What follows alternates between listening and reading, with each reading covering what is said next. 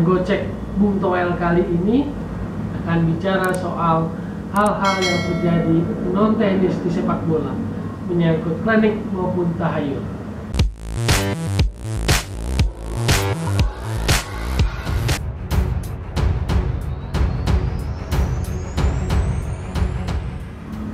Sepak bola itu asik, bukan melulu soal teknis, tetapi juga ada non teknis. Nah, non teknis inilah yang suka menyimpan banyak kisah. Ada kisah yang sifatnya klinik, ada juga kisah yang tahayul. Tapi itulah sepak bola.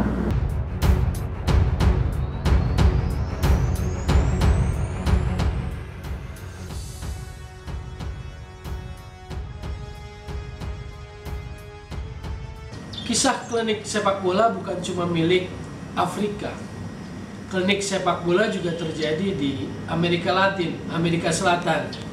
Tapi biar afdol, saya mau ngopi dulu. Biar enak cerita bolanya. Nah, suka kopi, karena saya penggemar kopi, penikmat kopi. Oke, klinik sepak bola kali ini dari Amerika Latin, South America, tepatnya Argentina. Tahun 67, Independiente dan Racing Club itu kan rival, musuh bebuyutan. Nah, supporter Independiente itu entah dapat ide dari mana menguburkan 7 mayat kucing di area sekitar stadion dari Racing Club, yaitu Estadio Presidente Juan Domingo Perón. Kuburlah 7 mayat kucing di sana. Boleh percaya apa tidak, klub Racing itu selama 35 tahun nggak pernah bisa jadi juara Liga Argentina. Jadi penasaran dengan situasi itu, pengurus klub Racing itu akhirnya memburu makam atau kuburan kucing yang dimakamkan di sekitar stadion milik Racing itu. Dan akhirnya ketemu 6 kuburannya ketemu, dipindahkan, baru 6. Dan akhirnya tahun 2001 kuburan kucing yang ke-7 akhirnya ditemukan. Jadi sudah bisa diangkat, disingkirkan lah apa yang dilakukan oleh supporter dari Independiente itu. Dan lucunya, kebetulan yang juga sangat menarik, 2001 Racing Club akhirnya jadi juara Liga Argentina. Padahal terakhir juara tahun 66, jadi butuh 35 tahun, berbarengan dengan tahun 67 pendukung Independiente secara iseng, secara sengaja menanam 7 mayat kucing. Dan dampaknya, tuahnya ternyata bekerja. 35 tahun Racing Club gak pernah jadi juara. Akhirnya tahun 2001 Racing Club juara lagi Liga Argentina setelah mayat ke-7, kuburan ke-7 dari kucing itu berhasil ditemukan.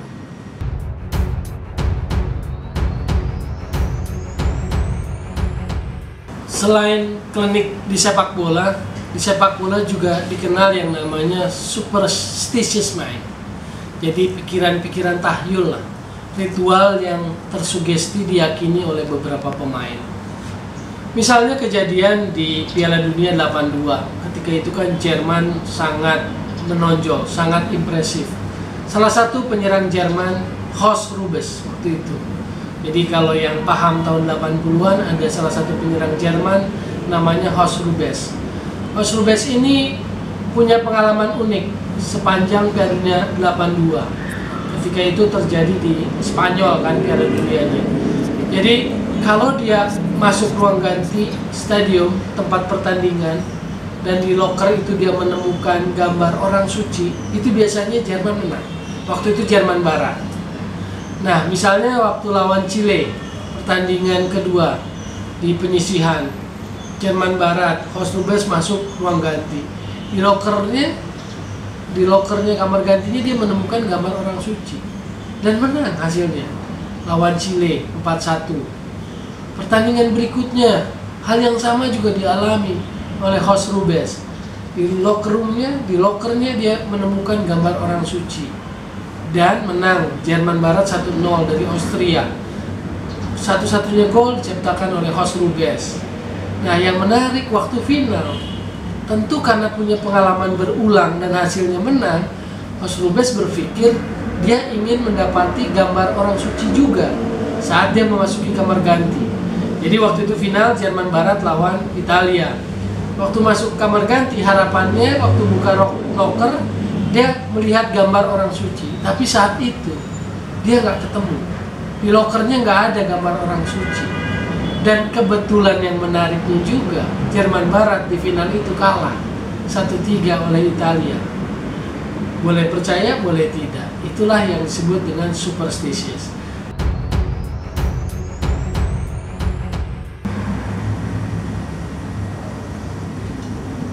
Seteguk kopi dulu, biar afdol.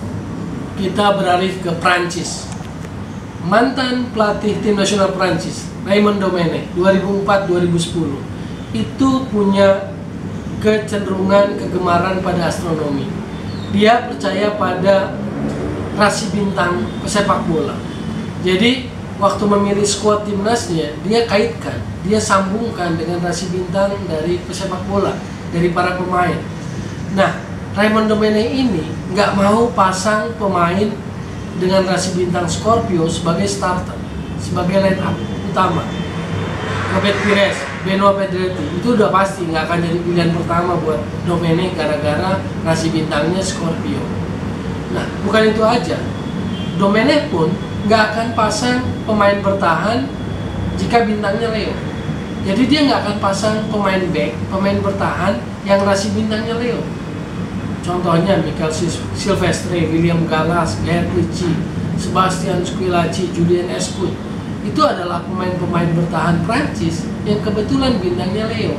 Jadi pasti mohon maaf, Domenech nggak tertarik tuh. Itu tahayul seorang Domenech, mempercayai astronomi, rasi bintang dari pesepak bola. Ada lagi yang dilakukan oleh John Terry, ritual, kebiasaan, superstitious, keyakinan, sugesti. Jadi kalau menjelang pertandingan, yang namanya John Terry, kapten tim Chelsea, itu selalu duduk di bangku yang sama di bus yang mengantarkan mereka ke stadion. Jadi John Terry nggak pernah berubah dari kursi yang dia duduki dan terus-menerus duduk di kursi itu. Dia juga punya kebiasaan mengikat tapping di kaos kakinya itu 3 kali. Dan di bis dalam perjalanan menuju stadium, John Terry biasanya mendengarkan lagu-lagunya itu juga, lagunya Usher. Jadi yang diputar CD-nya Usher. Dan yang menarik, bukan karena nggak punya duit John Terry, shin pad, pelindung tulang keringnya itu nggak pernah dia ganti. Itu shin pad-nya yang sudah sejak lama dia pakai, sudah 10 tahun dan dia selalu pakai shin pad yang sama. Dia nggak pernah ganti pelindung tulang keringnya. Dan itu adalah John Terry. Bagaimana dengan legenda sepak bola Johan Cruyff? Ternyata juga punya ritual, punya superstitious. Nah, waktu dia berkarir sebagai pemain, terutama waktu di Ajax, dia itu Johan Cruyff punya kebiasaan menampar perut atau memukul perut dari penjaga gawangnya, Gerd Ball waktu itu. Nah, selain menampar perut penjaga gawangnya, dia juga suka membuang atau meludahkan sisa permen karetnya ke area lapangan lawan. Jadi sebelum kick off, dia biasanya meludahkan dulu permen karet yang biasa dia punya, dan itu adalah sesuatu yang terus-menerus atau kebiasaan Johan Cruyff. Menariknya, kebetulan yang menarik, tahun 69 final Piala Champion Ajax lawan Milan, Johan Cruyff lupa buang sisa permen karetnya ke area lapangan lawan, dan Ajax kalah saat itu 1-4 dari AC Milan.